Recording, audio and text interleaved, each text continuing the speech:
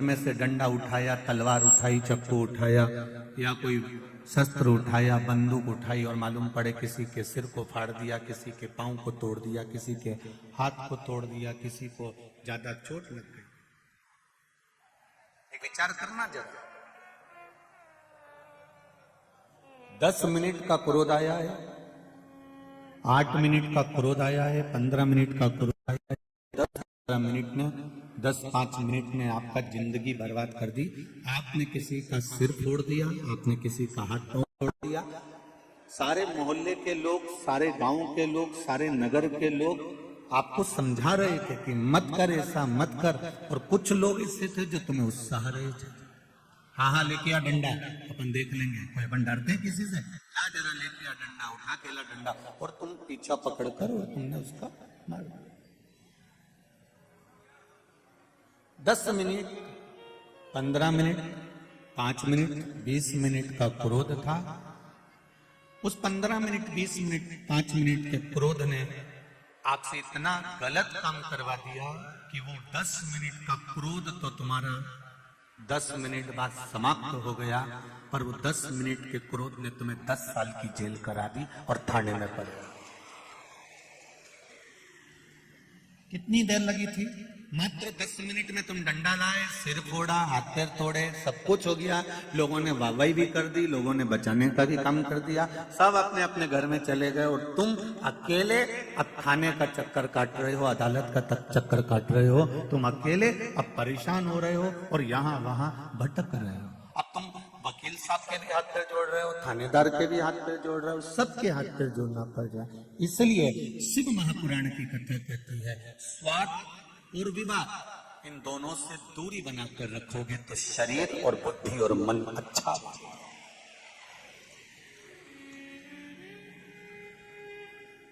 ये मन बुद्धि, ये चित्त, ये वृत्ति आपकी ठीक रहेगी। आप जितना मन को अच्छा कर सकते हो तो विवाद से दूर रहिए। कोई ने आपको गाली दे दी, कोई ने आपको अपशब्द कह दिया, कोई ने आपको आड़ा टेढ़ा बोल दिया, कोई ने आपके लिए कुछ भी वर्णन कर दिया, आप शांत रहो, थोड़ा मौन रहिए, थोड़ा सा शांति बनाकर रखिए, आपको जीवन का सबसे बड़ा सुख प्राप्त होगा। मेरे भोलेनाथ, मेरे शंकर, मेरे देव अधिदेव महादेव फालतू के विवाद में पड़ते ही नहीं थे। पार्वती मैया अगर कुछ बोलती भी थी तो शिव जी यहां से सुने, यहां से निकाल देते थे। धर्म पत्नी ने अगर सास के लिए, ननंद के लिए, देवर के लिए, जेठ के लिए, परिवार के लिए अगर कुछ बोला भी है तो उसमें सावधानी आपकी होना चाहिए कि हमें इस बात के लिए विवाद नहीं करना है, क्योंकि ये तो संसार है। संसार का मतलब ही होता है जिसका कोई सारी नहीं है, आए हो और जाना है। माता के गर्भ से जन्म लिया था, नग्न अवस्था में थे, पेट भरने वाले ने पेट भरा, मुष्टिकाएं बंधी थी, बुद्धि भी काम नहीं कर रही थी, नेत्र भी नहीं खुले थे, श्रवण शक्ति भी नहीं खुली थी, वाणी भी नहीं खुली थी। तुम्हें यह भी नहीं मालूम था कि तुम अच्छे घर में जन्म ले लोगे, तुम्हें यह भी नहीं मालूम था कि तुम इंदौर में आ जाओगे, तुम्हें यह भी नहीं मालूम था कि अच्छा पुत्र, अच्छा पति, अच्छी पत्नी मिल जाएगी, तुमको यह भी नहीं मालूम था कि अच्छा घर मिल जाएगा, तुमको यह भी नहीं मालूम था कि सुनने के लिए शिव महापुराण की कथा मिल जाएगी। ये तो उस परमात्मा की कृपा से मिली है।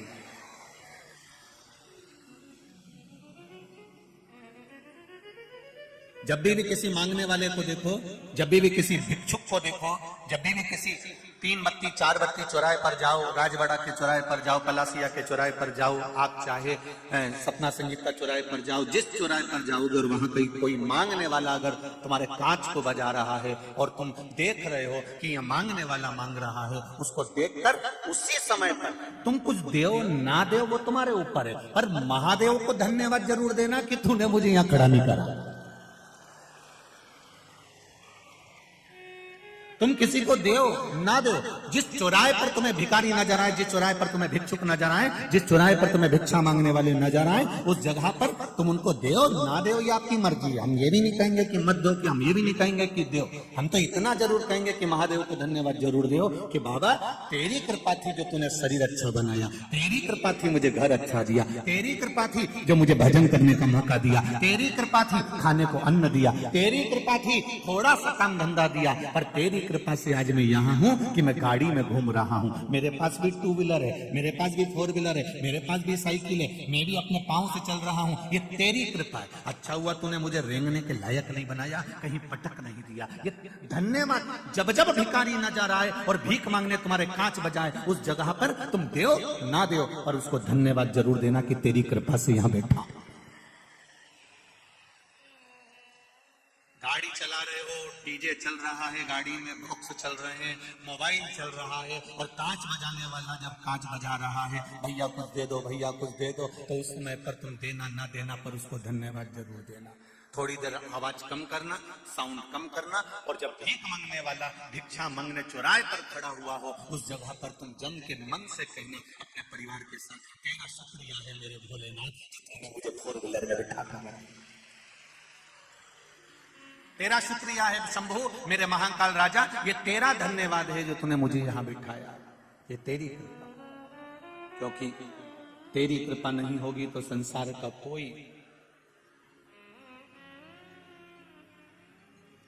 कोई सुख नहीं मिल सकता। तेरी दया है, इसलिए आज मैं यहां बैठा हूं। तेरी दया, तेरी करुणा, तेरी उदारता है जो मुझे यहां मिला है, ये तेरी कृपा।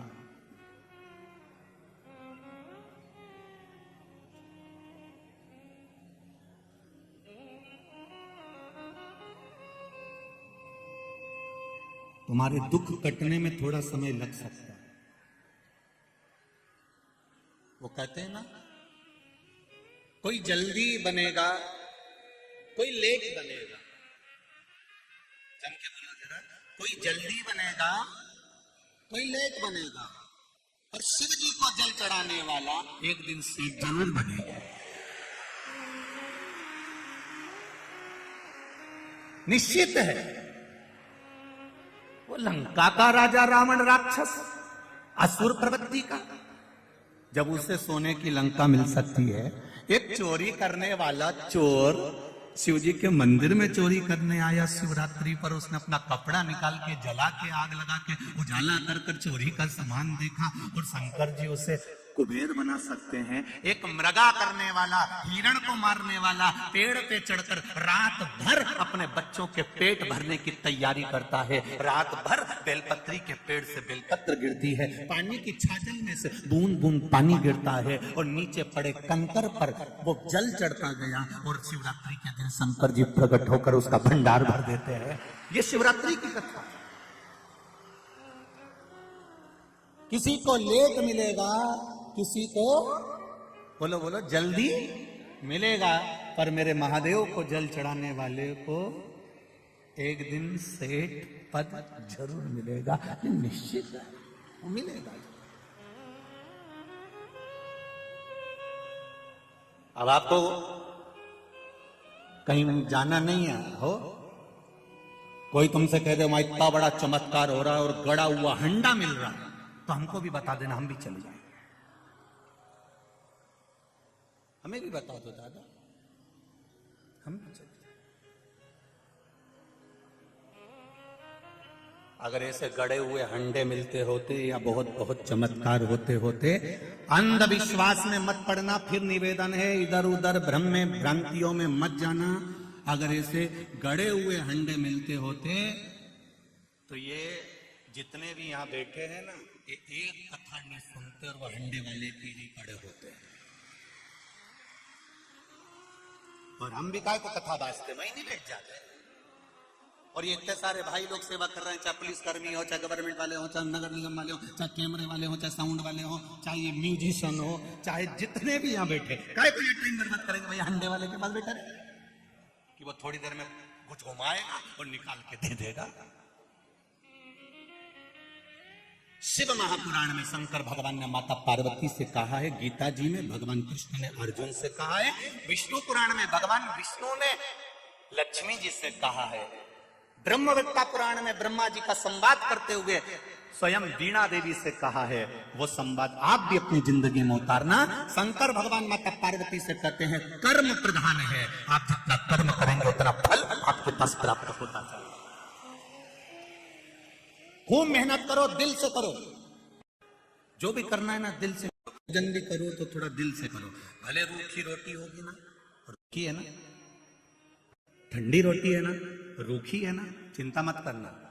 जिसकी जिंदगी की शुरुआत रूखी रोटी से होती है, जो दुख सहन कर कर अपने जीवन को आगे बढ़ाता है, जो अपनी जिंदगी में शुरुआत के पल सबने निकाल दिया, सबने धक्का दे दिया, अकेला रूखी रोटी खा रहा है। जिसकी जिंदगी की शुरुआत रूखी रोटी से होती है, एक दिन वो चुपड़ी रोटी जरूर खाता ही निश्चित है। आप जिंदगी की शुरुआत में ये मत सोचो मेरा कौन साथ देगा, मैं अकेला पड़ गया, मैं अकेली पड़ गई, मेरा कौन साथ देगा, मेरा पास है कौन। उनके इतने पहचान वाले, उनके इतने रिश्तेदार, उनके इतने हैं, उनके इतने पहचान वाले, उनके साथ में इतने लोग हैं। अरे भाई ये छोड़ दो कि हमारा साथ कौन देगा। साथ देगा तुमने जो शंकर जी के मंदिर में एक लोटा जल चढ़ाया है, जो तुमने शिव भगवान पर एक बेलपत्र चढ़ाई है, जो तुम दिल रखकर शिव महापुराण की कथा में पहुंचे हो, तुम जो दिल से शिव पुराण सुनने वालों का सेवा कर रहे हो, भाव से आनंद से जो तुम गुणगान कर रहे हो, जो राम नाम, कृष्ण नाम, शिव नाम, पंचाक्षर मंत्र, षडाक्षर मंत्र, द्वादशाक्षर मंत्र, महामृत्युंजय मंत्र या श्री शिवाय नमस्तुभ्यम जप रहे हो, वो तुम्हें तुम्हारा साथ देने के लिए तत्पर रहेगा। जिस समय पर द्रौपदी का चीर खींच रहा था, गुरु द्रोणाचार्य भी बैठे थे, भीष्म पितामह भी बैठे थे, उनके पति भी बैठे थे, धृतराष्ट्र गांधारी भी बैठे थे। ऐसा कौन था जो नहीं बैठा था? सब उस सभा में बैठे हुए थे।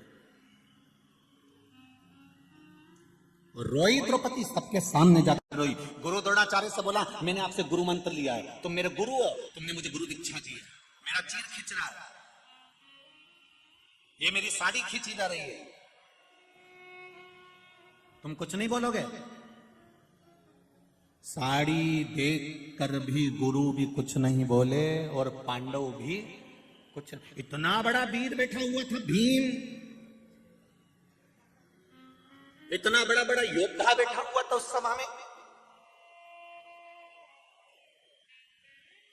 भीम जैसे योद्धा भी बैठे हैं, अर्जुन जैसा धनुष चलाने वाला भी बैठा है, तीर चलाने वाला भी बैठा है, विद्वानों में विद्वान धर्मराज युधिष्ठिर तक बैठे हुए थे, नकुल सहदेव तक बैठे हुए थे। सब साड़ी देखते रहे पर कोई बचाने नहीं आया। अंत समय में फिर मेरे भगवान को आना पड़ा। उसी तरह जैसे भीम, अर्जुन, नकुल, सहदेव, युधिष्ठिर, भीष्म पितामह और धृतराष्ट्र, गांधारी, गुरु द्रोणाचार्य जितने थे ना, सब साड़ी देख रहे थे पर बचाने कोई नहीं आया। उसी तरह अंत अवस्था में पलंग पर पड़े रहोगे, सब नाड़ी देखते रहेंगे पर बचाने कोई नहीं आएगा। साड़ी देखने वाले भी बचाने नहीं आए और नाड़ी देखने वाले भी बचाने नहीं आए। अंत समय में केवल मेरा देव अधिदेव मां आएगा। अंत समय परमात्मा की ओर जाने में देरी मत करो। कितना विश्वास है आपका? जितने लोग इस पूरे ग्राउंड में बैठे हुए लाखों की संख्या में, इससे डेढ़े पूरे ग्राउंड के चारों तरफ बाहर बैठकर होटलों पर कथा सुन रहे हैं। जितने अंदर हैं उससे डेढ़े बाहर।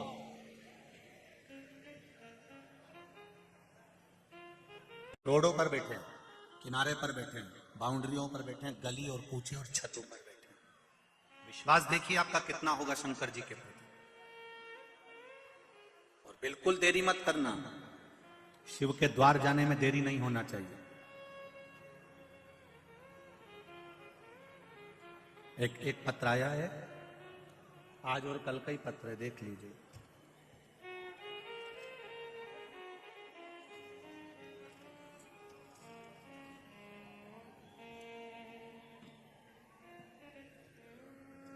सरिता ओम प्रकाश जायसवाल,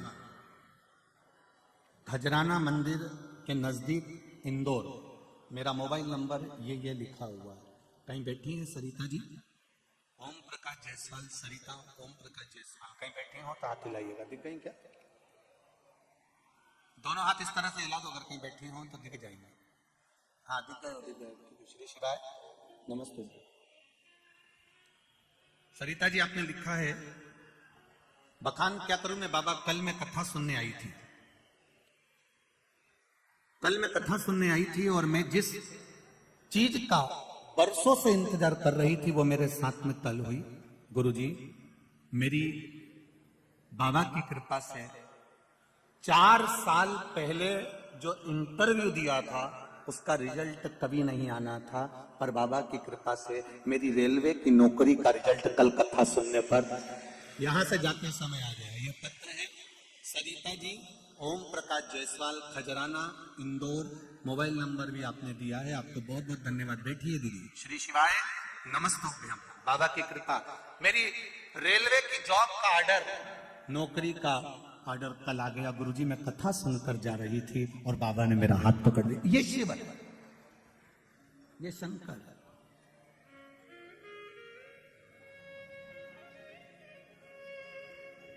आपसे एक बात हमने पहले कथा में कही है, आप लोगों को स्मरण में है कि नहीं है?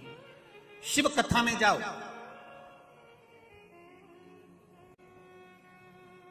तुम्हारे गले की चेन, मंगलसूत्र, अंगूठी, ब्रेसलेट, पर्स, मोबाइल सब घर पर रखकर आओ। यहां जब आओ तो केवल शिव जी पर विश्वास लेकर आओ, उसके सिवा कुछ मत। केवल विश्वास लेकर आओ, केवल भरोसा, केवल दृढ़ता, उसके सिवा कुछ नहीं। और जब विश्वास पूर्ण होगा तब कुछ फल की प्राप्ति जरूर।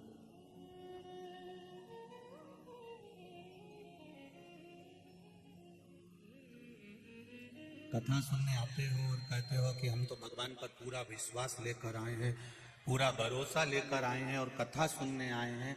मुझे तो नहीं लगता कई लोगों को देखकर कि आप कथा सुनने आए हो। सवेरे 8 बजे से 7 बजे से 6 बजे से पंडाल में आकर बैठे हो, तो किसके लिए बैठे हो? कैमरे वाले के लिए। जैसे ही कैमरा तुम्हारी ओर गया, अब कह रही थी कि भगवान हमारी सुनता नहीं है तो कैमरे वाले को सुना। जिसके लिए आए, आप जिसके लिए कथा सुनने आए हो तो कैमरे वाले से कहो, और बाद में कहते हो हम तो महादेव का, हम कथा सुनने गए थे, हम भगवान की कथा सुनने गए थे। अब तुम्हारा ध्यान तो कैमरे पर, तुरंत बस उसने कैमरा उधर करा और तुम्हारा ध्यान गया और तुमने तुरंत। मुझे तो ऐसा लगता है कि घर पे बोल के आती होगी कि मैं सफेद कलर की बोतल हिला दूं, समझ लेना मैं यहीं बैठी।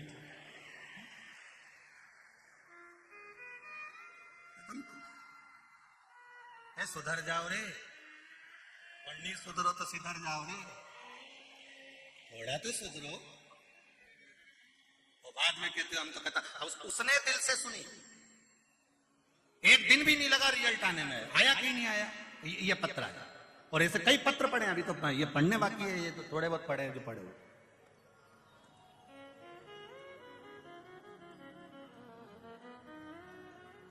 काय को टाइम बर्बाद करो रे, सुबह 9 बजे से घर से आ जाओ फालतू का, एक कैमरा वाला का चक्कर में आओ जबरदस्ती का।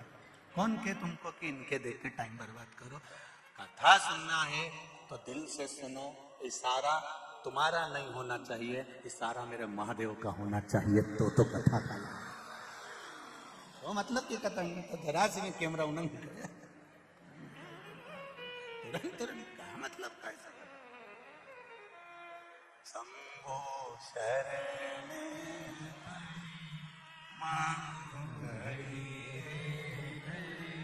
दुख का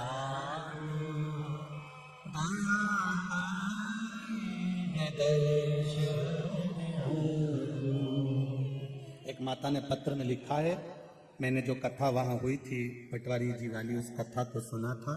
उसमें मैंने बाबा से मांगा था कि बाबा मेरी बेटी का शादी हम बड़े तकलीफ में थे गुरुदेव, सारे को दिखाया, कहीं बेटी का संबंध नहीं जम पाया।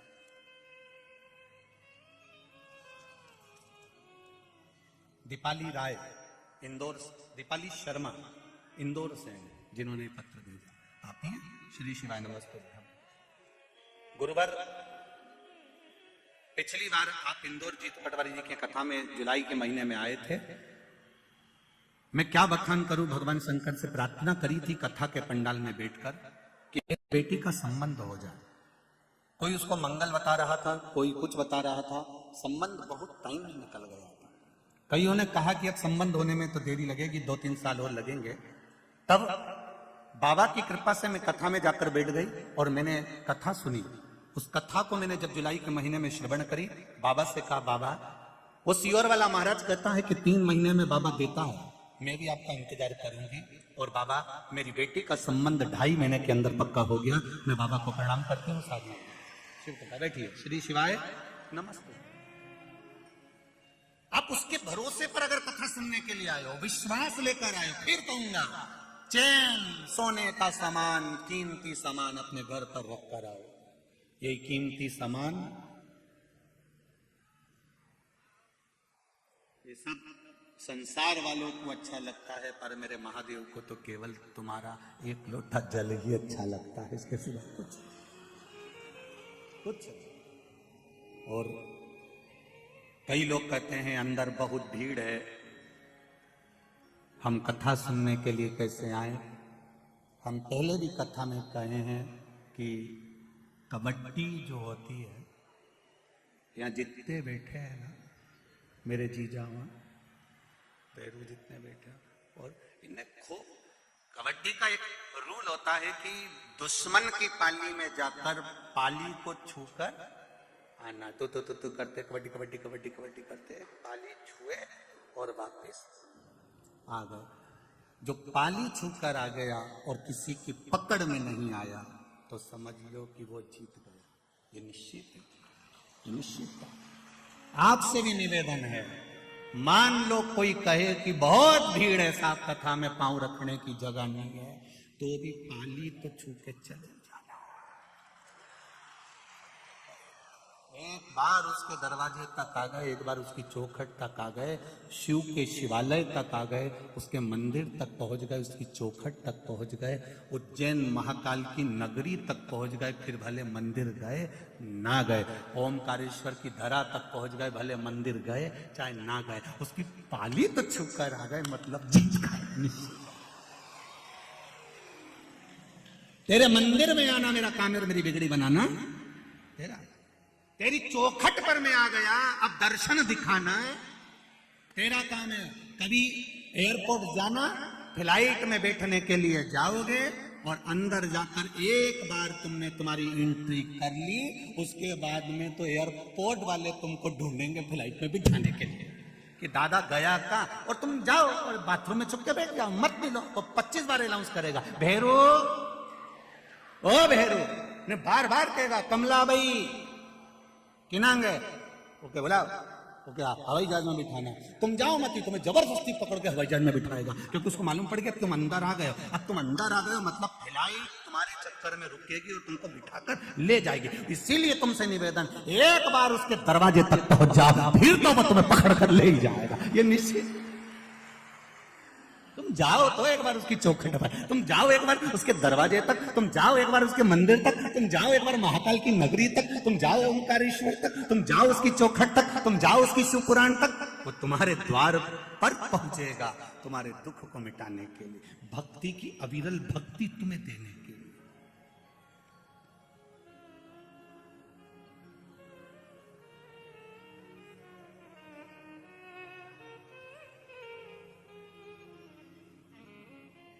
ये जो नजारा है आपका भक्ति का, ये पूर्व में कभी देखा नहीं।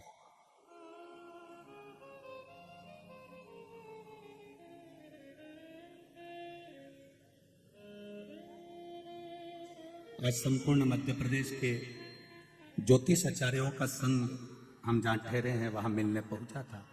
सभी विद्वत ब्राह्मणों को नमन करता हूं, सभी ज्योतिष आचार्यों को। सारे ज्योतिष आचार्य, मध्य प्रदेश ज्योतिष आचार्य का संघ जब वहां पहुंचा, बुजुर्ग ब्राह्मण जनों का जो भाव था, उन्होंने एक शब्द बड़ा सुंदर कहा, गुरुदेव महाराज मिश्रा जी, हमारी पूरी जिंदगी निकल गई, कई मंदिर ऐसे थे जहां पर जाले लगे होते थे, और आज उन मंदिरों में भी लोग लाइन लगाते हैं। ये शिव की कृपा, ये शंकर की उदाहरण। ऐसा नहीं है कि पुराने समय में कथा नहीं होती थी, कथा बहुत होती थी। पहले कथाकार भी बहुत बड़े, कथाएं भी बहुत बड़ी, कथा भी खूब हुई, भीड़ भी खूब बड़ी। ऐसा नहीं कि भीड़ नहीं बड़ी, पहले कथाओं में भीड़ भी बहुत बड़ी, कथाएं भी बहुत बड़ी, कथाकार भी बहुत बड़े, आयोजन भी बड़े से बड़े हुए। पर एक काम पीछे रह गया था, लोग मंदिर तक नहीं जा पा रहे थे, वो शिव महापुराण ने उनको वहां तक पहुंचा दिया, मंदिर तक। और यही करना कुछ नहीं है। तुम्हारे बेटे को तुमको एनर्जी देना है कि बेटा कर्म करो, पढ़ाई करो, आगे मंजिल तक वो पहुंचाएगा। इंटरव्यू देने तो जाओ, परीक्षा में तुम पढ़ाई करके तो जाओ, खेत में बीज तो बो, कुआं खोदो तो सही, जाओ थोड़ी मेहनत करो, फल जरूर मिलेगा। एक ताला और एक चाबी तुम्हारी ही है। ताला तुमने घर में लगा दिया, चाबी तुमने अपने पास में रख दी। रोज रोज ताला खोलोगे तो वो चाबी लग जाएगी, और ताला लगाए हुए 4-6 साल हो जाएंगे, 8 साल हो जाएंगे, उसके बाद में जाके चाबी लगाओगे तो लगेगी क्या? उसमें फिर आप कहोगे इसमें जंग लग गया है, उसमें जंग लग गया, हवा भी लगी, पानी भी लगा, उसमें मिट्टी भी लगी, तो चाबी वही है, ताला भी वही है, बस उसमें वो लग नहीं रही, खुल नहीं रही। फिर तुम जब समझदारी करोगे तो क्या करोगे, अंदर से कहीं से तेल लेकर आओगे, और फिर वो तेल ऑयल उसमें ताले में डालोगे, फिर थोड़ा सा यूं यूं बजाओगे, बजाने के बाद भी नहीं खुले तो फिर चाबी को थोड़ा सा घिसोगे, फिर तुमने चाबी भी घिसी परंतु फिर भी नहीं लगा। तो किसी ने कहा एक काम करो रे, एक डब्बा में घासलेट को तेल भरी लो, और घासलेट का तेल भर के ये ताले को उन्हें डुबई दो। जब ताला घासलेट में डूब जाएगा, और डूबने के बाद फिर अपन इसके थोड़ा सा खटखटाएंगे, उसके बाद चाबी लगाएंगे तो लग जाएगी। फिर उन्हें यही किया ना, डब्बा में घासलेट लाई ने, उन्हें ऊपर डुबो दिया, और डुबोने के 15-20 मिनट बाद चाबी लगाई, ताला खुल गया।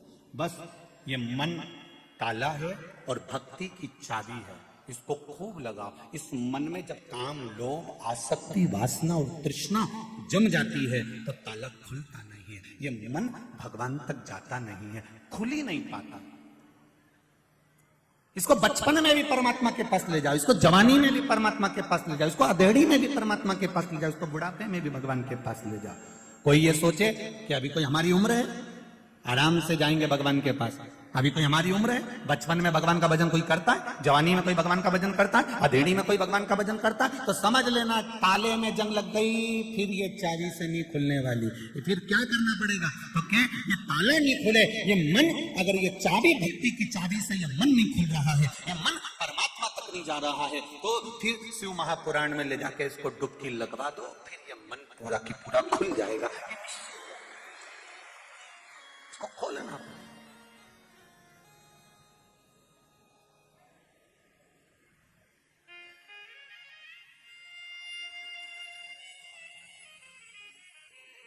मेरे भोले तेरा सहारा है, मेरी नैया का तू हमने तेरे भरोसे पर करा, तेरे विश्वास पर करा। हम भगवान के मंदिर जाते रहे, रोज ताला खोलने का प्रयास करते रहो, रोज चाबी लगाते रहो, खुलेगा, ये निश्चित है, एक दिन खुलेगा जरूर। पर विश्वास रखकर आप परमात्मा की भक्ति को धारण करें। मेरा आप सबसे निवेदन है, कथा में भीड़ बढ़ाने के लिए कभी मत जाना।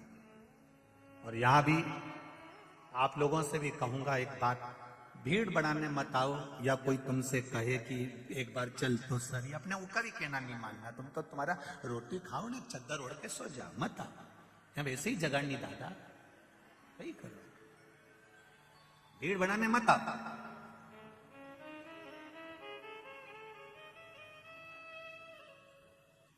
यहां भीड़ बढ़ाने की जरूरत नहीं है। या तो देव अधिदेव महादेव के पास आओ तो अपनी पीड़ा सुनाने आओ कि मेरे जीवन में ये दुख है बाबा, और मेरा विश्वास कहता है सारे दुखड़े तू हर गया डमरू वाले, तो मेरे दुख को देख कर क्यों डर गया डमरू वाले, तू मेरे दुख काटेगा ये निश्चित। उसके पास में आओ तो दिल से आओ। शिव मंदिर में जाना तो दिल से जाना, शंकर भगवान की चौखट पर जाना तो दिल से जाना।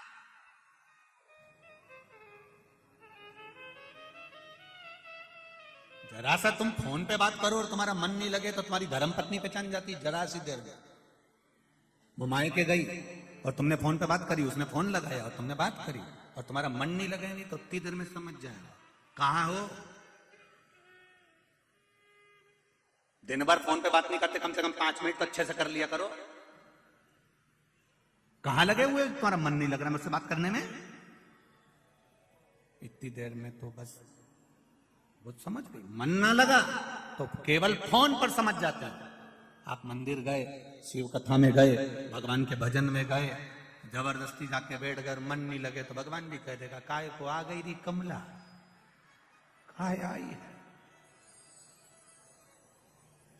कौन न कहो तेरे को कि आ जा, कौन कहे। मन लगे तो जाइए, दिल लगे तो जाइए। शिव के मंदिर में भी जाओ, जब घर से एक लोटा जल भर कर लेकर जा रही हो, परिंडे में से, हंडे में से, नल में से एक लोटा पानी भर कर लेकर जा रही हो, तो तुम्हारा दिल, घर के लोग पूछे कहां जा रही हो माँ, बेटा कहां जा रहे हो, शिव मंदिर तक जा रही हूं, शंकर भगवान को जल चढ़ाने जा रही हूं, शिव से अपने हृदय की बात कहने जा रही हूं, क्योंकि मेरे दिल की बात कोई नहीं सुन सकता। जिससे कहूंगी वो हंसेगा, सुनेगा तो मेरा महादेव सुनेगा, उसके सिवाय कोई नहीं सुन सकता। कौन सुन? एक पत्र आया देखिए,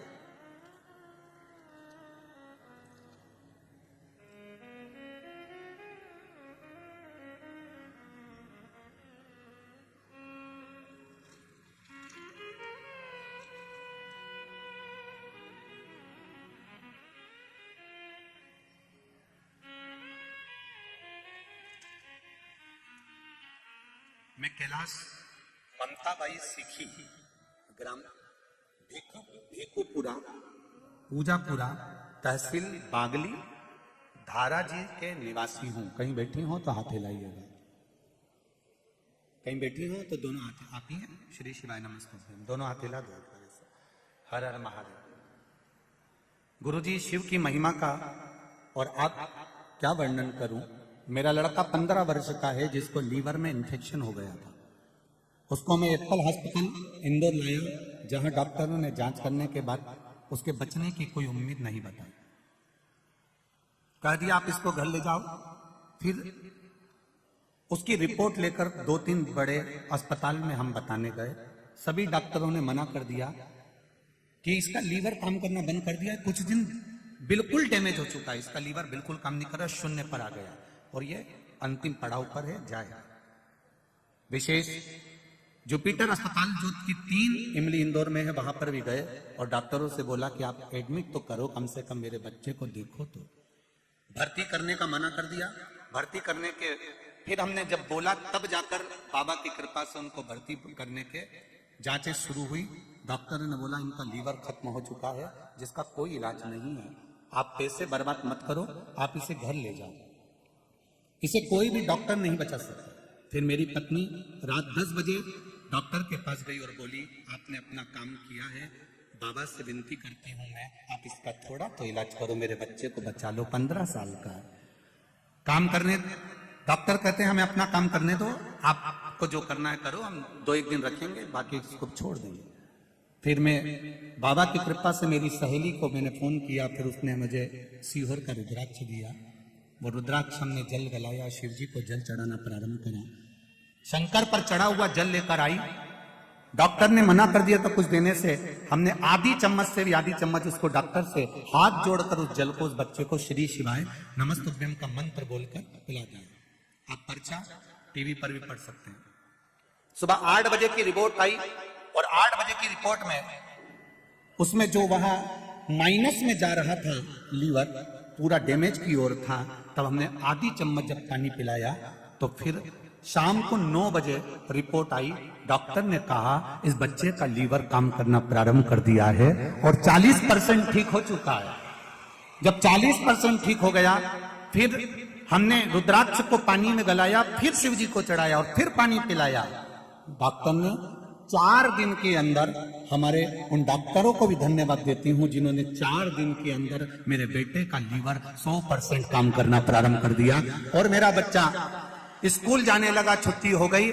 हम बाबा को धोख लगाने, प्रणाम करने के लिए आए हैं। तेरी कृपा बिना कुछ नहीं हो सकता मेरे महादेव। मैं कैलाश गहलोत, मोबाइल नंबर मेरा ये है और बाबा की कृपा से हम प्रणाम। अब ठीक है बाबू, श्री शिवाय, नमस्ते। बैठिए। हर हर महादेव। तेरी कृपा बिना ना हिले एक भी अणु, लेते हैं श्वास तेरी कृपा से तब। हम फिर कहेंगे, कथा सुनने आप लोग आए हैं, भले आपको 4 घंटे लग रहे हो, 5 घंटे लग रहे हो, पर उसके द्वार पर जाकर आप कथा सुन रहे हो, बैठ कर कथा सुन रहे हो। जितने लोग आस्था पर सुन रहे हैं, जितने लोग फेसबुक यूट्यूब पर सुन रहे हैं, मैं निवेदन करूंगा, मेरा बाबा क्या देगा ये तो मेरा डमरू वाला ही जान सकता है। मैं बताऊंगा वो क्या देगा, वो उसके हाथ में, ये उसके हाथ में। तेरी कृपा बिना न हिले एक भी अणु, लेते हैं श्वास तेरी कृपा से। बखान क्या करूं मैं राखों के ढेर का, चुपटी भभूत में खजाना कुबेर का। अब दिल से रिझाओ उसको। भगवान विष्णु जी ने, भगवान शिव जी ने ब्रह्मा जी से कहा, ब्रह्मदेव सृष्टि की रचना करिए और सृष्टि को आगे बढ़ाइए। हमारा जन्म जिसलिए हुआ है वो कर्म हमको पूरा करना। अपने बच्चों को छोड़कर, अपने परिवार को छोड़कर, अपनी पत्नी या अपने पति को छोड़कर, अपने पुत्र पुत्री को छोड़कर, अपने कुटुंब और परिवार को छोड़कर, हमें उनसे मुंह मोड़कर नहीं जाना। थोड़ा सा दुख आया और तुमने कह दिया मैं तो मर जाऊं तो अच्छा, तो कौन मना कर रहा है? मरो नहीं।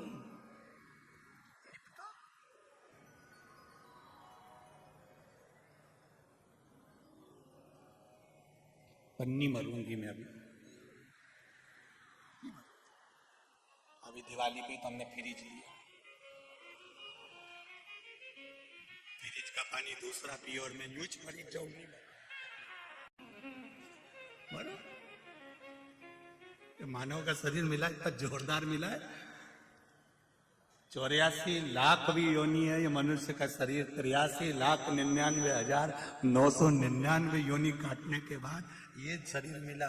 कितनी योनियां काटी रे, माता का जू बने और किसी ने निकाल के ना ऊंटा पे धर के निपटी दिया। फिर खटमल बने ने खटिया में घुस गए और किसी ने घासलेट का तेल डाली ने धूप पे पटकी दिया। मछली बने तो निपटा दिया, मच्छर बने तो निपटा दिया। कितनी योनियां ली, पर उस योनि में हमने नहीं किया कि मच्छर बोला। कभी तुमने कभी मच्छर से बात करना, मच्छर बोले कि मैं सुसाइड करूंगा? मच्छर भी नहीं बोले भले मैं नाली के पास पड़ा रहूं, भले मैं पड़ा रहूं, पर नहीं करूंगा सुसाइड, चाहे कुछ भी हो जाए, नहीं मरूंगा। मक्खी नहीं मरना चाहे तो तुम्हें कौन ने अक्ल दे दी कि जरा सा कर्जा बढ़ गया, जरा सा दुख बढ़ गया, जरा सा टेंशन बढ़ गया, जरा सी परेशानी आ गई और तुम क्योंकि मर जाऊं तो अच्छा। जब मच्छर नहीं मारे ना खटमल नहीं मारे, तुम काहे क्यों मरो? नहीं मरो, जा। कर्जा ही हुआ है ना, देखा जाएगा। जिंदा रहेंगे तो चूकेगा, और अगर कर्जा लेके मर गए तो अगला जन्म भैंस का मिलेगा, और भैंस का जन्म मिलेगा तो जिसका कर्जा है उसी के घर में रहेंगे और वो सेठ जी दिन भर दूध निकाल निकाल के पिएगा। तो इससे अच्छा है कि मैं भैंस नहीं बनूंगी, मैं तो अगला जन्म मेरे को भैंस का नहीं चाहिए, तो मैं तो कर्जा चुका के मरूंगी। कोई तुमसे कहे कि कर्जा हो गया, इतना हो गया, चुकाना पड़ेगा, आएगा तब दूंगे, आएगा तब देंगे, मना नहीं है, हम बिल्कुल मना नहीं करें तुमसे कि हम नहीं देंगे, देंगे पर आने दो जरा हो। तो इतनी जब तुम्हारे पास 1 रुपया भी नहीं है तो इतनी खुश होकर तैयार वैयार होकर कथा में कहा जाती है। नो सियोर वाला महाराज बोला है भगवान की कथा में मुसद्दी लाल जैसे नहीं जाना, भगवान के पास जाना और भगवान के चरणों में जाना तो हमेशा खुश होकर जाना। हमने पहले भी कहा तुम शिव जी को 1 लोटा पानी भी नहीं चढ़ा सकते, कोई बात नहीं, तुम उसके दरवाजे के सामने से भी निकलो ना तो उसको मुस्कुरा कर चले जाओ, शंकर भगवान भी टेंशन में रहेंगे, पगली हंसी क्यों थी, क्यों हंसी। और अगर तुमको ऐसा लगता है कि सियोर वाला महाराज गलत कह रहा है तो भी तुम यहां से रास्ते से जाना, कहीं का दुकान वाला बैठा हो तो तुम मुस्कुरा के चली जाओ, आधा टेंशन में पड़ जाएगा। कौन थी, कौन मुस्कुराई क्यों, और रोज 2-3 दिन उसको मुस्कुरा के चले जाओ, रात के रोटी चली जाएगी बापड़ा, रात भर सोचेगा ठीक हो। 82 साल की थी, धोला धोला बाल था, मुंडा में 6 दांत थे, पर दुकान के सामने रोज आती है और रोज हंस के जाती है। वो भी अपनी पत्नी से कहेगा एक बुढ़िया बहुत परेशान करके रखी, मेरे को रात रात भर नींद नहीं आ रही, क्यों क्या हुआ, बस वो दरवाजे के सामने आ, दुकान के सामने और मुस्कुरा चली जाए, तुम मुस्कुरा दो, नींद उसकी गई जाए। तुम एक बार शंकर जी के मंदिर चले जाओ, पानी भी नहीं है, लोटा भी नहीं है, जल भी नहीं है, बेलपत्र भी नहीं है, पर रोना नहीं उसके मंदिर में जाकर मुस्कुरा कर जाना, नींद उसकी उड़ जाएगी कि मेरा है, ये मेरा है। इतना कर्जा है इसके माथे पर, इतनी तकलीफ में चल रहा है, इतना दुख है इसकी जिंदगी में, तो भी मेरे मंदिर में मुस्कुरा कर आता है। तो पार्वती जी भी शंकर जी से कह देगी और मत सुनो, बेचारी रोज मुस्कुरा के आती है, इसलिए आती है कि तुम कुछ तो कह दो। शंकर जी ने भी कह दिया आ जान दे मेरे मंदिर के सामने, आ जान दे जरा, और जो मंदिर के सामने मुस्कुरा कर गई, शिव जी ने भी कह दिया जा अब ऐसी ही मुस्कुराती रहे जिंदगी भर आनंद। अब तुम रोज रो रो के जाओ, भगवान में तो बड़ी दुखी हुई गई, भगवान में तो बड़ी दुखी हो गए, तो भगवान पार्वती जी की शंकर जी से करें तो रोज का रोना यही है, भगवान भी कह देगा ओ रोती रहे जा, मुस्कुराओ उसके दरवाजे पर, स्माइल प्लीज। फोटो वाला भी कहता है कैमरा लेके 1 मिनट कितनी देर लगे फोटो खींचने में, बोलो रे इंदौर वाली जी जी कितनी देर लगे फोटो खींचने में, 1 क्षण केवल बटन दबी और फोटो खींच गया। अब इतनी सी देर लगी और फोटो वाले ने तुमसे कितनी बड़ी बात कह दी, ए अम्मा स्माइल प्लीज, फिर अम्मा तुरंत पल्लू वल्लू ले, अम्मा के भी मालूम है कि अगर फोटो बिगड़ी गया नहीं तो कई काम करनी था, यही काम करनी।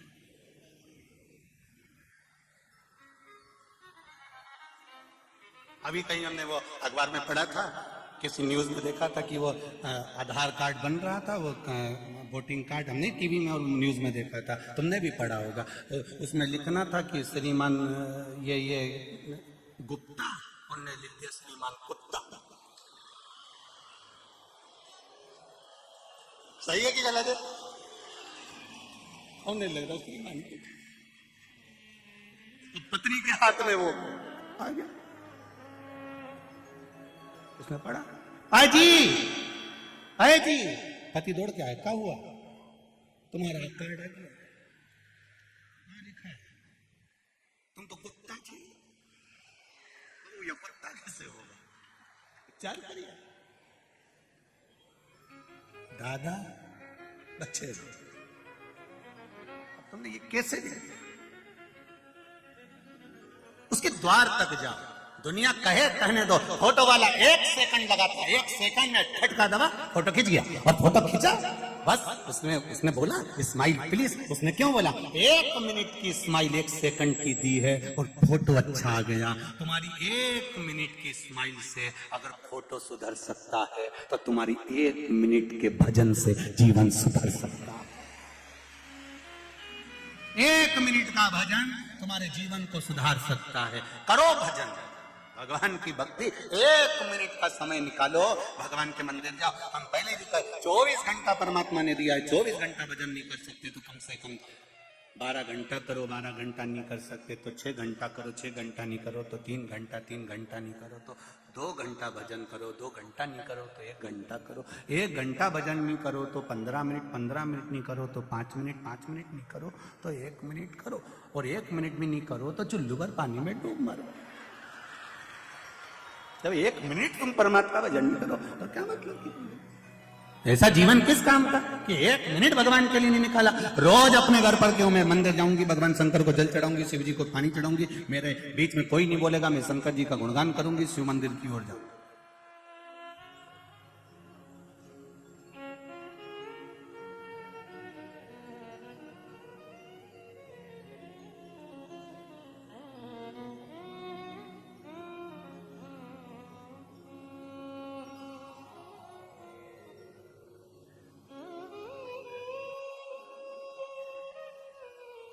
आप दिल से कहो, वो सुनो।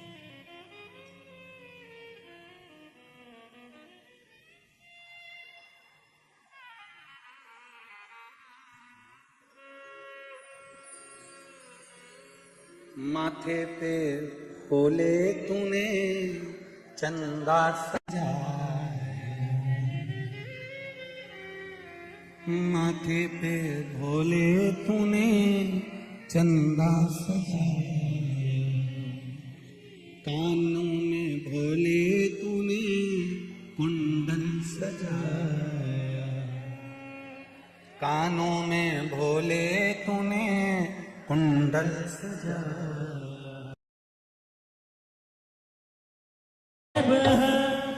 अपने स्थान पर बैठकर भगवान शिव से अपने हृदय की बात कहे, दिल से बाबा से कहें, बाबा तेरे बल पर आई हूं, तेरे भरोसे बाबा से। श्री शिवाय नमस्तुभ्यं, श्री शिवाय नमस्तुभ्यं, श्री शिवाय नमस्तुभ्यं, श्री शिवाय नमस्तुभ्यं, श्री शिवाय नमस्तुभ्यं। भोला सर्वदुख काटो ओ भोला सब दुख काटो। शिव शंकर जपो तेरी माला, भोले बाबा जपो तेरी माला, भोला सब दुख काटो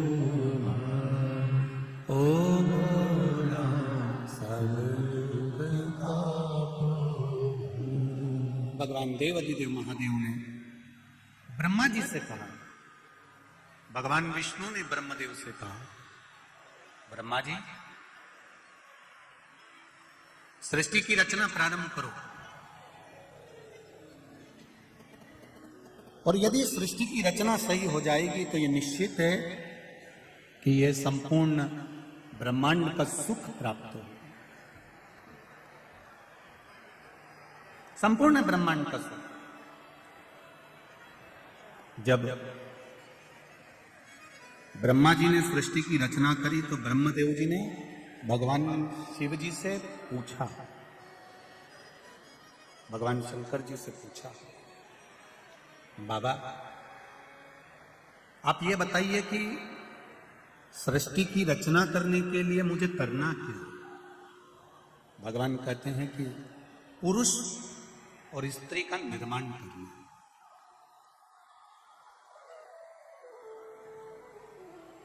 एक बात अपने जीवन में उतार कर रखी है, परिवार, कुटुंब, रिश्ते नातों से हमको मुंह मोड़कर नहीं जाना, हमको उनके बीच में रहना, हमको उनके साथ रहना, और साथ में रहकर जो तकलीफ है जीवन में आती है उसको सहकर आगे बढ़ते चले जाएं।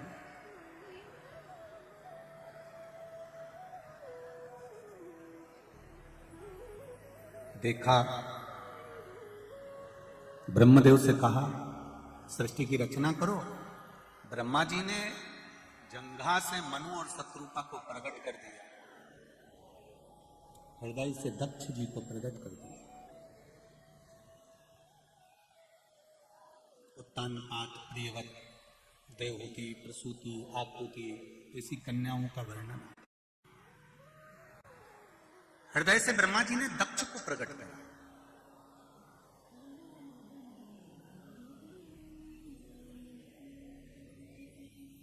और हृदय से जब दक्ष को प्रकट किया गया है, जब हृदय से दक्ष को प्रकट करा गया है, तो दक्ष प्रजापति के साथ में माता प्रसूति का विवाह हुआ। माता प्रसूति के गर्भ से जितने बच्चों ने जन्म लिया वो सारे की सारे संस्कारवान। इसलिए आज भी हॉस्पिटल में जहां बच्चा जन्म लेता है, उस जन्म लेने वाले कक्ष के बाहर लिखा रहता है प्रसूति कक्ष, मतलब दक्ष प्रजापति की धर्म पत्नी का नाम आज भी हॉस्पिटल में प्रसूति कक्ष के रूप में लिखा होता है कि यहाँ माता प्रसूति के गर्भ से बच्चों ने जन्म लिया था, तो वो सारे बच्चे संस्कारित थे। इस कक्ष में जो बच्चा जन्म लेगा वो भी संस्कारवान होगा, ये निश्चित है, ये निश्चित था। उसका नाम प्रसूति कक्ष रखा।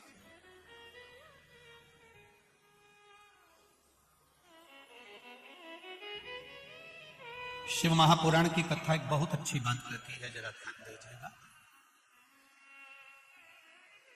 धन चले जाएगा तो वापिस आ जाएगा,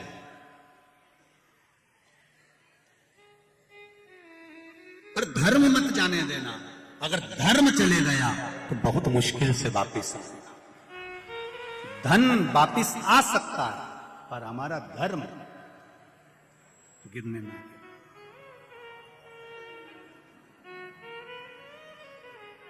बहुत अच्छा लगा जब कोरोना महामारी का क्रम चल रहा था। आप लोग तो सब इंदौर के निवासी हो, आप लोगों को तो मालूम होगा। हम तो केवल कुछ थोड़ा बहुत अखबार अधिकाधिक से जो देख लेते हैं, मीडिया पर पढ़ लेते हैं, उसका स्मरण रहता है। कोरोना महामारी में कितना कितना त्राही त्राही मची, हर तरफ कहीं ना कहीं हाहाकार मचा हुआ था।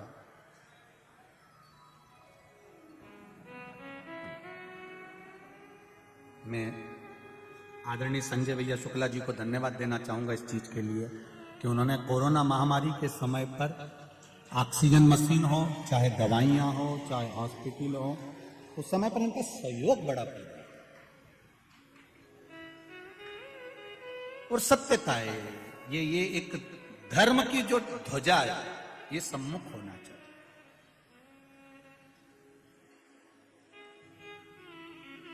धर्म की ध्वजा अग्रणी होना चाहिए, और उसका जो सुख है वो सुख कहीं नहीं मिल सकता। कल रात्रि को यहाँ पर बहुत सारे लोग सोए हुए थे, इंदौर वालों लोग, आप लोग तो दर्शन करने आते होंगे। रात्रि के समय पर यहाँ पर जो लोग सोते करते हैं, बाहर से आए हुए जो अतिथि लोग हैं, वो भजन करते हैं, कीर्तन करते हैं रात भर।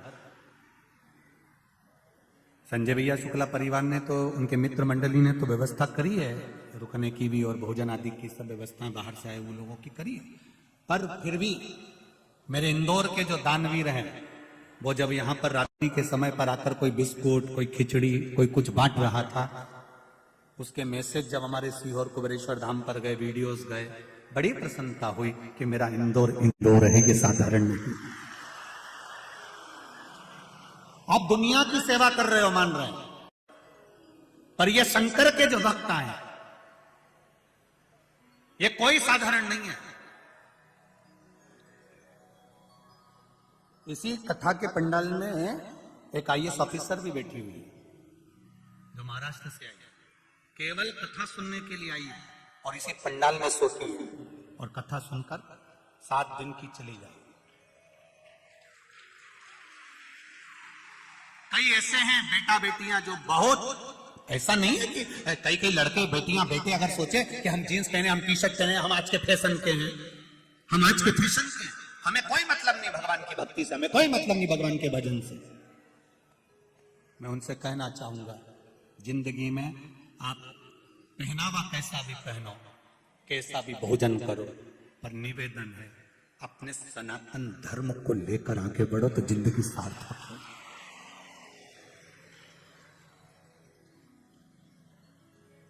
खूब वीआईपी बनो, पर इतने वीआईपी मत बन जाना रही मेरी जीजियों कि श्रद्धा जैसे 35 टुकड़े हो जाए। इतने वीआईपी मत बन जाना, खूब वीआईपी बनो, राशि ठाट रखो, एक मोबाइल की जगह 4 लटका के चलो। कौन मना कर रहा है तुमको? 2 हेडफोन की जगह 2-4 और घुसीड़ी लो, कोई दिक्कत, कोई मना नहीं करेगा, कोई नहीं मना, पर निवेदन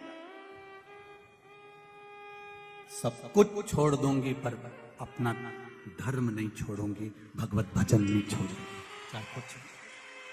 आज सबसे ज्यादा खुशी इस बात की होती है कि मेरी बेटियां, मेरे बेटे, छोटे छोटे बच्चे, ये नवयुवक बहुएं, ये पूरी सभा में आप ये पूरी कथा व्यासपीठ के सामने जितनी भी माताएं बैठी हैं, इनमें 80, 85, 90 की तो कम मिलेगी, जितनी भी मिलेगी ना सब नवयुवक बहुएं मिलेंगी। इन्होंने ठान लिया है कि हम शिव की भक्ति करेंगे और आने वाली प्रेरणा देंगे, तो वो भक्ति कर रहे हैं।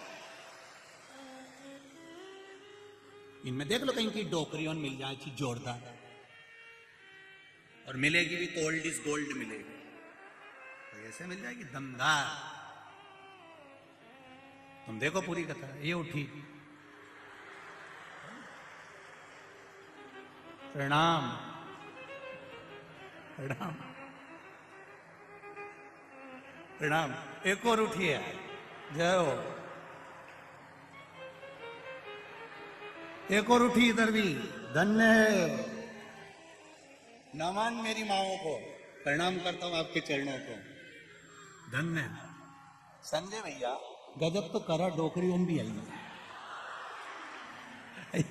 बैठो बैठो, प्रणाम करता हूं आपको, नमन है, नमन, श्री शिवाय। बैठो माँ, बैठो बैठो, प्रणाम करता हूं आपको, बहुत बहुत भाव आपका, इसमें ये प्रेम है, ये वात्सल्यता है आपकी, ये करुणा, और उसकी भक्ति के बिना कुछ नहीं। शिव कथा कह रहा है, अपना फर्ज मत भूलो। प्रसूति मैया का विवाह दक्ष प्रजापति के साथ हो गया, कई कन्याओं का जन्म हुआ, 60 कन्याएं जन्म ले ली, 27 को चंद्रदेव के साथ, कई कन्याओं। अब चंद्रदेव के साथ में जो कन्या भी आई, उसमें एक रोहिणी भी थी, जिस पर चंद्र बहुत आसक्त रहते थे, उनसे प्रेम करते थे, उनसे स्नेह करते थे। बाकी की जो धर्म पत्नियां थी उनकी और उसको देखते नहीं, बंदे साहब, बाकी की जो धर्म पत्नियां थी उनको वो देखते नहीं,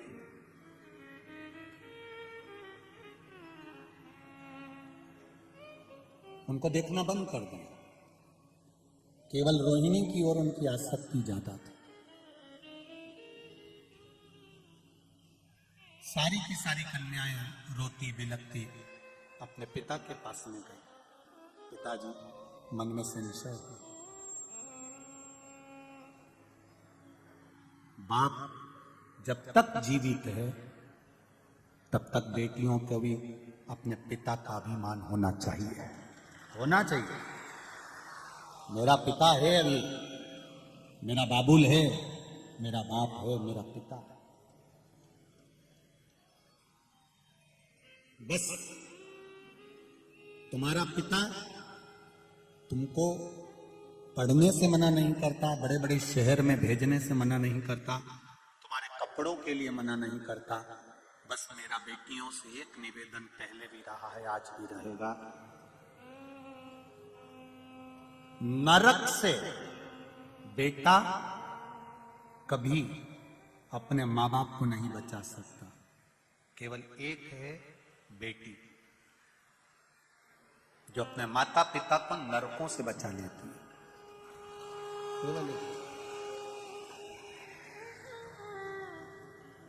बेटी अपने माँ बाप को नरक से कैसे बचाती है? अपने माता पिता के द्वारा कन्या दान कराकर। दुनिया का सबसे बड़ा दान होता है कन्यादान।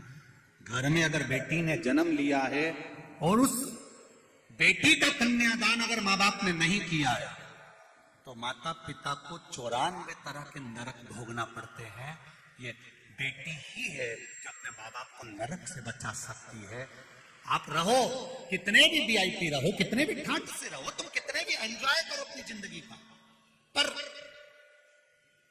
जब विवाह संबंध का समय आ जाए तो अपने माँ बाप से जाकर कह देना, पापा आप बोलोगे माँ, आप बोलोगी विवाह में वहां करूंगी। तब कन्यादान का मौका अपने माँ बाप को जरूर दो, जिससे आपके माता पिता को नरक नहीं भोगना पड़े, नरक ना भोगे। बेटी को अगर जीवन में दुख होता है ना, बेटा मां को प्रिय होता है, बेटी बाप को प्रिय होती है। जब बेटी की विदाई होती है तो लोग कहते हैं कि मां बहुत रोती है। शिव महापुराण की कथा कहती है कि बेटी की विदाई में जितना मां नहीं रोती उससे दुगना उसका बाप रोता है, दुगना बाप रोता।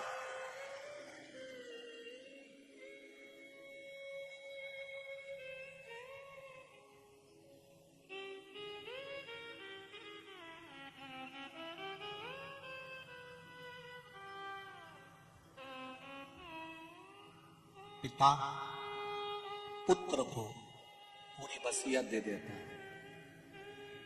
पूरी जायदाद दे देता है। पिता बेटी को केवल एक कन्यादान देता है, और वो कन्यादान का जो फल होता है, हजारों अश्वमेध यज्ञ और हजारों सर्वतोमुखी यज्ञ कर लीजिए, और एक कन्यादान जिसको जन्म दिया है बेटी को, उसका कन्यादान कर लीजिए। वो मौका है, चुके ना, उसको छोड़े ना। सारी की सारी कन्याएं चंद्रदेव की बात लेकर अपने पिता दक्ष प्रजापति के पास में आ गए, और दक्ष प्रजापति के पास में आकर बोली, दक्ष प्रजापति के पास में आकर कहती हैं, पिताजी हमको थोड़ा सा दुख है। क्या दुख आ गया बेटी? बाप के रहते अगर बेटी को दुख भोगना पड़े तो वो बाप किस काम का?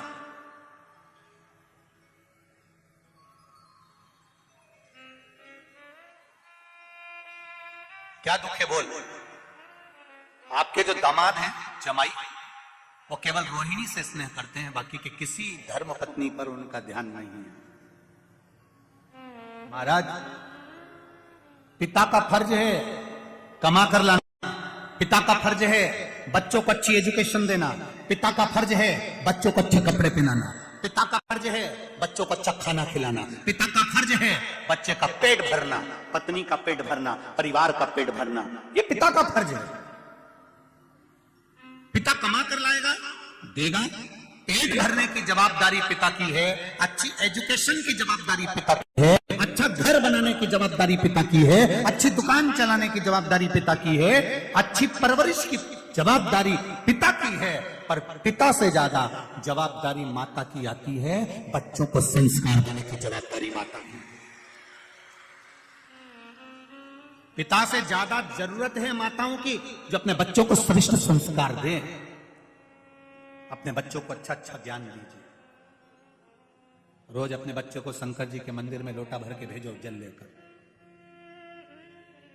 जिस माँ का बेटा बेटी शंकर के मंदिर में जल चढ़ा रहे हैं, शंकर के मंदिर की देहली चढ़ रहे हैं, उस घर के बुजुर्ग कभी वृद्धाश्रम की देहली नहीं चढ़ेंगे।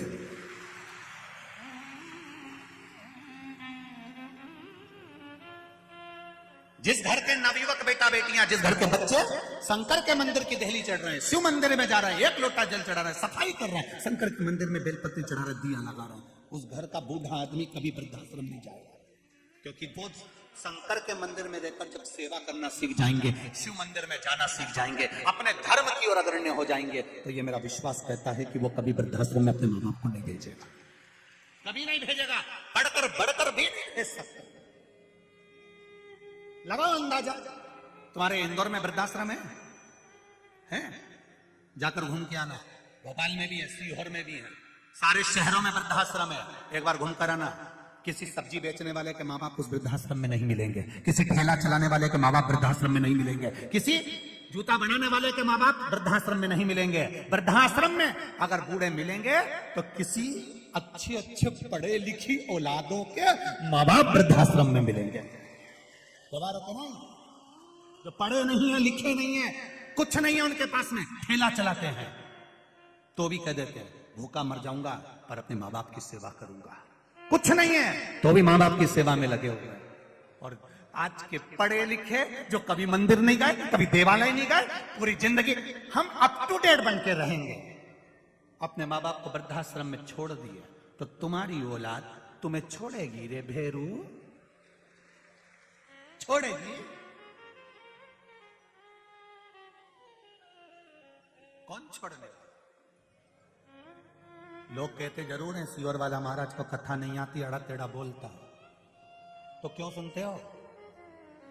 रिमोट तो तुम्हारे पास में ही है, चैनल चेंज, महाराज भी चेंज, 2 मिनट के अंदर रिमोट तुम्हारे हाथ में। थोड़ा बुरा लग सकता है पर अपनी आने वाली समय सीमा को देखिए। डॉक्टर बनो, इंजीनियर बनो, कलेक्टर बनो, एसपी बनो, तुम्हारी मर्जी, पढ़े तुम जितना पढ़ना चाहो दिल से पढ़ो, खूब विद्वान बनो, खूब आगे बढ़ो, पर उसके साथ में संस्कारित भी बनो, झुकना सीखो। थोड़ी नम्रता अपने भीतर लेकर आओ, थोड़ी सी अगर नम्रता होगी तो जीवन की सार्थकता होगी।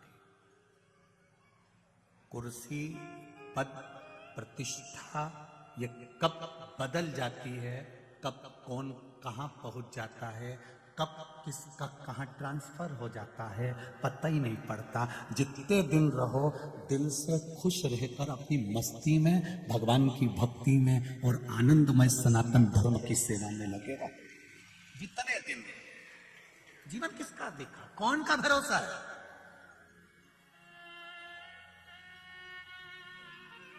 पापड़ बने की बने रह जाते हैं जीजियों, बड़ी की भरी बरनी रखी रह जाती है।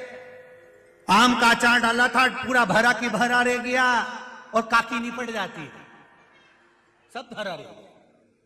कौन खाएगा, कौन पिएगा, पापड़ कौन सेकेगा, सब गया। जीवन चला। अभी तुमने देखा ये कोरोना महामारी में कितना पैसा था लोगों के पास में, एक पलंग नहीं मिल पा रहा था हॉस्पिटल में, एक पलंग, एक वेंटिलेटर नहीं मिल पा रहा था। करोड़ों का धन होकर भी अगर कुछ नहीं है तो क्या धन की कीमत है। और ये देखा भगवत भजन, जिसने भगवान की अविरल भक्ति धारण करी, जब कोई नहीं आता तब मेरा डमरू वाला आता है और डमरू बजाकर चला जाता है। क्या है वो? दक्ष प्रजापति ने अपनी बेटियों को समझाया, तुम चिंता मत करो, तुम क्यों रोती हो, क्यों रोना? मैं दामाद को बुलाऊंगा, मैं चंद्रदेव को बुलाऊंगा। 12 ज्योतिर्लिंग में प्रथम ज्योतिर्लिंग है सोमनाथ। सोमनाथ का मंदिर बाद में, पहले चंद्र कुंड पहले। सोमनाथ कौन कौन गया हुआ? गए हो प्रथम ज्योतिर्लिंग का दर्शन करने?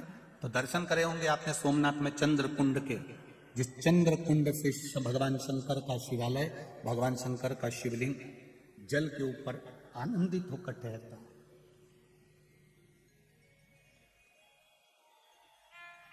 भगवान द्वारिकाधीश को क्या पड़ी थी मेरे द्वारकानाथ को, मेरे भगवान कृष्ण को क्या पड़ी थी? जरा विचार करिए कि द्वारिका छोड़कर सोमनाथ की पावन धरा पर भालुका क्षेत्र में आकर फिर पीपल के पेड़ के नीचे लेटे और उनके चरणों में वहां पर बाण लगा। जरा विचार करो, जन्म कहाँ हुआ? कारागार में। मथुरा से गए वृंदावन, वृंदावन गोकुल करते बरसाना गोवर्धन, ब्रजभूमि को त्याग कर मथुरा, मथुरा से फिर द्वारका, द्वारका के बाद भी प्राण त्यागने के लिए आए तो सोमनाथ की पावन धरा पर आए।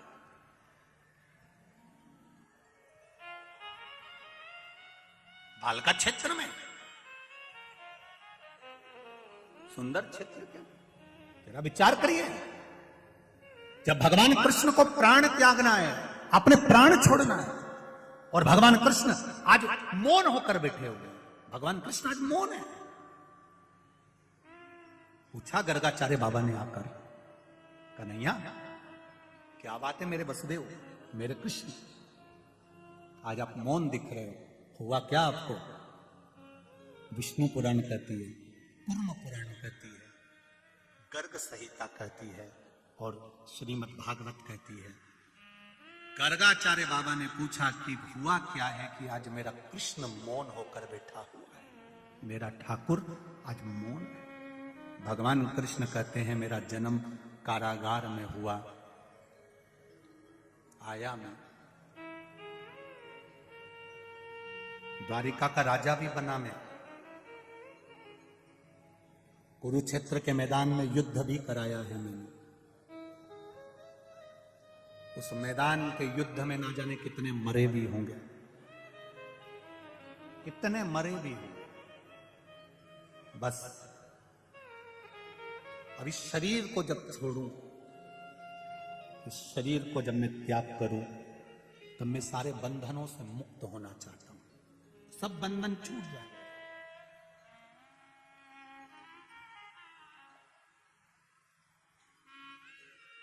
गर्गाचार्य बाबा ने पूछा कि बंधन कहां छूटते हैं, आपको मालूम है?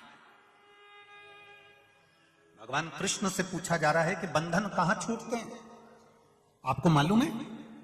भगवान कृष्ण कहते हैं हाँ, मुझे मेरे पिता नंद बाबा ने यह बताया था कि शिव के द्वार पर जब हम एक कदम चलकर जाते हैं तो जिंदगी के ना जाने कितने पाप और कितने बंधन कट जाते हैं, ना जाने कितने पाप और कितने बंधन केवल शंकर के द्वार जाने से कट जाते हैं। अभी आपको कथा के शुरू में कहा था कि कबड्डी खेलने वाला पानी छूकर आता है, दुनिया के लोग कहें बहुत भीड़ पड़ रही है, ग्राउंड में जगह नहीं है, तो भी निवेदन है आधे घंटे की सुनने आना, रोड पर खड़े होके तो सुनोगे, द्वार तक तो पहुंचोगे, दरवाजे तक तो पहुंचोगे, उसकी चौखट तक तो पहुंचोगे, बस उसका सानिध्य एक पल का, एक घड़ी का, एक क्षण का मिल जाए, फिर वो जाने मेरे बंधनों से टूट जाता है, सारे पाप समाप्त हो जाते हैं। कहां? शिव के द्वार पर पहुंचने से, शंकर की कथा तक पहुंचने से, शिवालय तक पहुंचने से, भगवान की देवालय तक पहुंचने से बंधन मुक्त हो गया। और होता है संसार के जितने लोग मरने के बाद शमशान जाते हैं, वहां पर बंधन छूटते कि नहीं छूटते, इनसे पूछ लो। ये जितने लोग जाते हैं आग लगाने के लिए मुर्दे में, उनसे पूछना। पहले चतुर लोग पूरे बंधन काट दो, धागा काट दिया, ये काट दिया, वो काट दिया, कपड़े वपड़े सब फाड़ उड़ा दिए, बेकार सब उतार के चंदन का बूरा लगा दिया, घी चुपड़ दिया, सब कुछ आंखों पे कपूर रख दिया, मैंने दे दिया, जला दिया, आग लगा दिया, सब बंधन से मुक्त। बेटा रोते रोते कह रहा है शमशान में पिताजी जल गए, ताऊ, काका, दादा, परदादा, आग लगा दी तुमने, अब यहां कौन रहेगा? मेरा दादा अकेला रहेगा। तब परिवार के लोग कहते हैं ऐसा मत बोलो, अब ये बंधनों से मुक्त हो गया है। बच्चे ने पूछा बंधन से मुक्त कब होता है व्यक्ति? तो कहा जब वो शिव की शरण में जाता है। शंकर भगवान शमशान में रहते हैं, जो उनके पास गया वो बंधनों से मुक्त हो गया।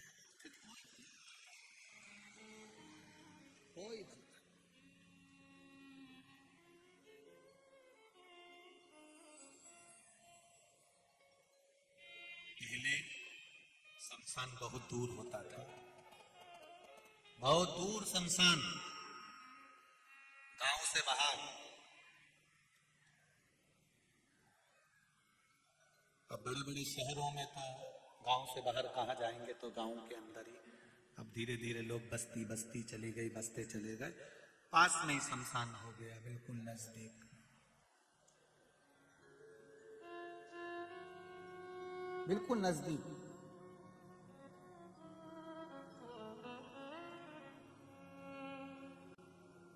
पहले लोग शमशान से डरते थे, अब इंदौर में तो शमशान भी लोगों से डरे, शमशान को भी लोगों से डर लगता है, मेरे पे कब्जा नहीं कर ले। इंदौर में तो लोग शमशान में डरे, इनका मन एक शमशान पे नहीं आ जाओ, यहाँ पे कॉलोनी नहीं काट दे।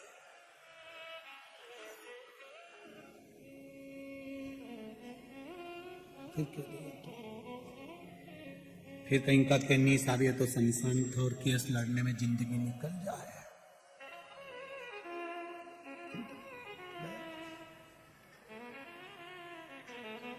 बंधन जहां कटेंगे, भगवान गर्गाचार्य बाबा ने पूछा क्या चाहते हो?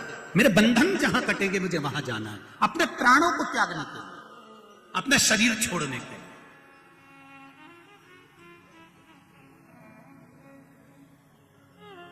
कहां जाना चाहते हो? शंकर का द्वार। द्वारका से बहुत दूर नहीं, नजदीक है भालका क्षेत्र। आप लोग गए होंगे, जो लोग सोमनाथ जी गए होंगे वो जानते हैं। थोड़ा सा गूंज कम करिए। जो सोमनाथ जी गए होंगे उनके स्मरण में होगा, जहां भगवान कृष्ण के चरण में बाण लगा है पीपल के वृक्ष के नीचे, वहां पर आप लोग भी दर्शन करने गए होंगे। कौन कौन गए? हाथ उठाइए। हाँ गए गए गए, चलो ठीक है, धन्यवाद। बहुत सारा हो, वहां गए हो। तो तुमने कभी विचार करा कि भगवान तो द्वारका में रहते थे, ये द्वारका छोड़कर यहां क्यों आए? या पीपल के वृक्ष के नीचे टेका लगा के बैठे हाथ का, और चरण पर चरण और बाण लग गया। कभी विचार किया तुमने कि अपन दर्शन तो करे, पर ये समझ में नहीं आया कि वो द्वारका और द्वारका से इतनी दूर आके इन्होंने यहाँ सोमनाथ के पास में अपने प्राणों को त्यागा? कारण क्या था?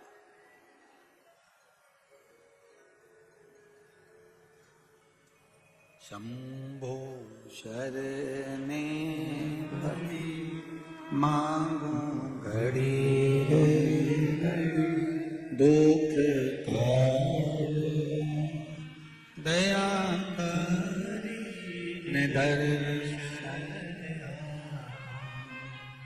आखिर जरूरत क्या पड़ गई? क्यों द्वारका छोड़कर भगवान यहां आ गए? उसका एक कारण था, जरा नाम के व्याघ्र ने जब बाण छोड़ा, भगवान के चरण में जब बाण लगा, तब जरा ने भी पूछ लिया आप तो द्वारका के निवासी थे, फिर यहाँ क्यों आए? यहाँ सोमनाथ की पावन धरा पर किस लिए?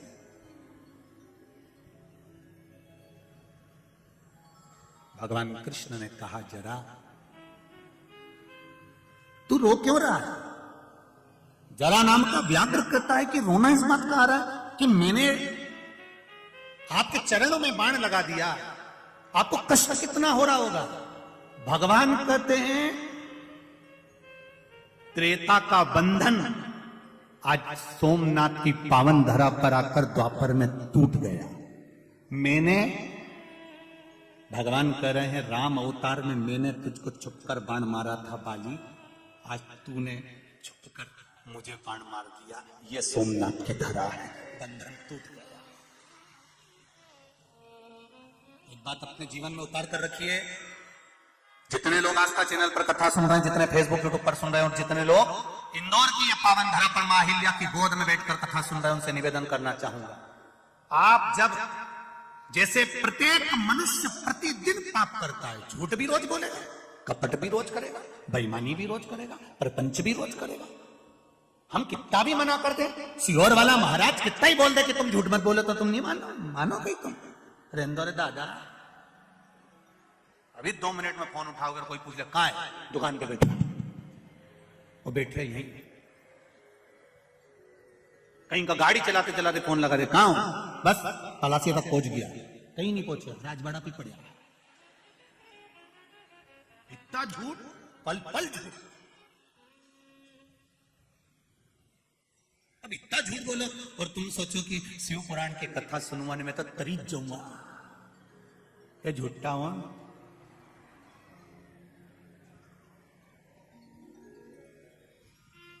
कई लोग कहते हैं तुम ऐसा करोगे तो बैकुंठ चले जाओगे, तुम ऐसा करोगे तो नरक चले जाओगे। हौरे दादा, आज का जमाना का लोग तुरंत कह देते हैं क्यों बैकुंठ की नंगे घूम के आ जाऊंगे एक बार, और नरक किधर है वो भी घूमिया। शिव महापुराण में ये नहीं लिखा कि तुम शंकर भगवान को जल चढ़ाओगे तो तुम बैकुंठ चले जाओगे। सुनना जरा अच्छे से, और कहीं का महाराज थे तो उसके चरण भी पकड़ लेना, कहीं नहीं। शिव महापुराण में यह नहीं लिखा कि शिव जी को जल चढ़ाओगे तो बैकुंठ चले जाओगे, शंकर भगवान पर बेलपत्र चढ़ाओगे तो बैकुंठ चले जाओगे, शंकर भगवान का अभिषेक करोगे तो बैकुंठ चले जाओगे। शिव महापुराण में लिखा है शिव जी को जल चढ़ाओगे या बेलपत्र चढ़ाओगे या अभिषेक करोगे तो पूर्व में हमने कोई पाप करा हो या हमारे जीवन में कोई दुख चल रहा हो तो वो मिट जाता है। बैकुंठ जाने का नहीं कहा। और दूसरी बात सुन लीजिए, शिव महापुराण एक बात और कहती है, जब तुम प्रतिदिन भगवान शंकर पर जल चढ़ाते हो या भगवान का भजन करते हो या भगवान की कथा तक या शिवालय तक मंदिर तक जाते हो तो शिव महापुराण की कथा कहती है तुम्हें बैकुंठ जाने की कोई जरूरत नहीं है, बैकुंठ वाला तुम्हारे पास आएगा। अंत समय प्रभु आना पड़ेगा, वचन दिया तो निभाना पड़ेगा। आए ना आए प्रभु कुटुंब कबीरा, अंत समय प्रभु आना पड़ेगा, वचन दिया तो निभाना पड़ेगा। आप बैकुंठ जाएंगे कि नहीं जाएंगे ये हमको नहीं मालूम और हम जानते भी नहीं है, क्योंकि हम बैकुंठ गए भी नहीं जी, और जो गए वो आए नहीं जी। तो हम ये कभी नहीं कहेंगे आपसे कि आप बैकुंठ, हाँ इतना जरूर कहेंगे तुम शंकर की भक्ति करो, तुम शिव का भजन करो, तुम शिव का अभिषेक करो, तुम शिव भक्ति में लग जाओ, ये निश्चित है, निश्चित। वो डमरू वाला, वो बैकुंठ वाला, वो इंद्रलोक वाला तुम्हें ढूंढते ढूंढते तुम्हारे पास पहुंचेगा। कल कथा में कहा था ड्रेस और एड्रेस सही रखना। आपका एड्रेस होना चाहिए शंकर का मंदिर, शिवालय, शिव पुराण, तो भगवान भी ढूंढता ढूंढता आ जाएगा कि कमला बाई कहां बैठी है, निश्चित है, ढूंढता। तुम एड्रेस ही सही नहीं रखो तो बाबा बड़ी आफत है, फिर कहां ढूंढोगा साहब, ढूंढना।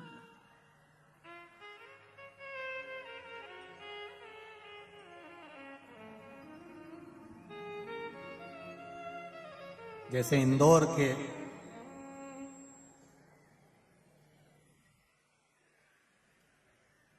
कोई अगर इंदौर के कहीं साधारण छोरा छोरी के अगर कहीं का बेवकूफ बनाना चाहे तो कहीं बने में, कोई नहीं बना। एक छोरा ने छोरी से कह दिया, यहीं राजवाड़ा की छोरी से, मैंने तुम्हें कहीं देखा है। छोरी तुरंत बोल दी है बेहू बनाई गया कि तुम्हें कहीं का, मैं तो कहीं नहीं दिखूं, जाती हूं शिव मंदिर, शंकर भगवान का श्रृंगार करती हूं, शिव मंदिर का स्मरण करती हूं, शंकर का गुणगान करती हूं, शिव की भक्ति में डूबी रहती हूं। उसके सिवाय मैंने अगर एक से संबंध जोड़ लिया मेरे महादेव से तो मुझे दूसरे से संबंध जोड़ने की जरूरत ही नहीं है।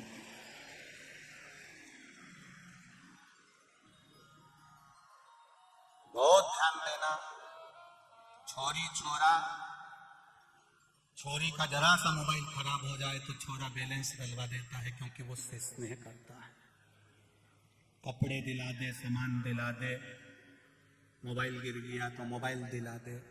जरा सोचो, एक संसार के व्यक्ति से प्रेम करा तो उसने तुम्हारा मोबाइल का बैलेंस डलवा दिया, तुम्हें गाड़ी पे घुमा दिया, वो भी दूसरे की, कहीं से सुधरने आई थी। जरा सा प्रेम हुआ, उसने बैलेंस डलवा दिया, तुम्हारा खर्चा उठा रहा है, कितने साल उठाएगा? एक जरा सा थोड़ा सा संसार वालों से प्रेम करा, उसने तुम्हारा खर्चा उठाया। एक बार मेरे महाकाल से प्रेम कर कर देखना, वो पूरे परिवार का उठाएगा। अकाल मृत्यु वो मरे जो काम करे, चंडाल का काल उसका क्या बिगाड़े जो भक्त हो। महाकाल का एक बार उससे प्रेम कर कर देखिए, उससे स्नेह लड़ा कर देखिए, उससे नेम लड़ा कर देखिए, उससे मिलो तो। अभी तुम मिले नहीं हो अच्छे से उससे, अभी तो तुम कैमरा वाला से मिले थे बस, अभी एक आध बार जरा अच्छे से उससे मिल जाओ। अब मिल गए हो परंतु इतनी बार कैमरा वाले ने दिखाया, एक ने नहीं उठाया। बस कहीं नहीं, अपने को ऐसे ही सुधरना है। थोड़ा सीवर वाला महाराज गड़बड़ बोलेगा, बोल दे, बोले, अपने कोई दिक्कत नहीं है, अपन घर जाके चाय बना के पी लेंगे। और ज्यादा सीवर वाला महाराज पे गुस्सा आए तो उक्कल में अदरक डाल के उसके कूट लेना, कोई दिक्कत नहीं, उसमें कहीं टेंशन वेंशन नहीं है। और यही सोचता हूं, और बोल महाराज, कहीं नहीं, जोरदार अदरक को कूट लो तुम, कहीं दिक्कत नहीं अपने, परंतु अपन सुधरेंगे तो सुधरेंगे, ये निश्चित है। अब थोड़ा गुस्सा अगर आए ना तो अदरक ज्यादा डाल लो चाय में कूट कूट कर। और सास पूछे आज बहुत तेज आवाज आ रही है, बस कथा सुनने गई थी, वो महाराज ने कह दिया, हाथ हिला, गुस्सा तो कुछ भी हो, और महाराज को तो कूट नहीं सकती, तो इसलिए अदरक कूट लेती, तुम कूट लो, उसमें दिक्कत वाली बात नहीं है, तुम टेंशन, और सुधरेंगे अपन। बोलो रिजी जी,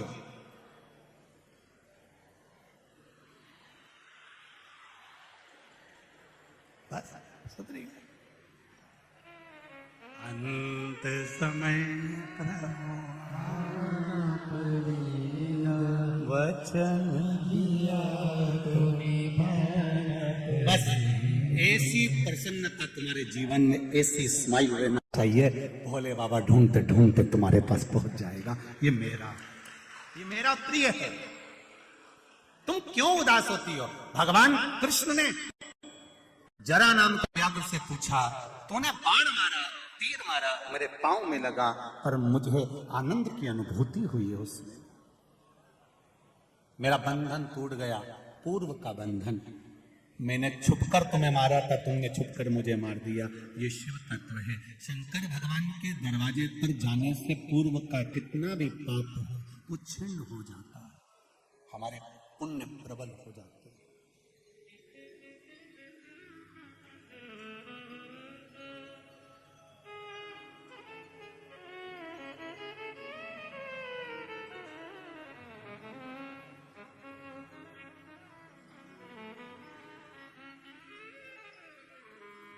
भगवान की अविरल भक्ति प्राप्त हो जाती है। हरि मोए लागे यो काशी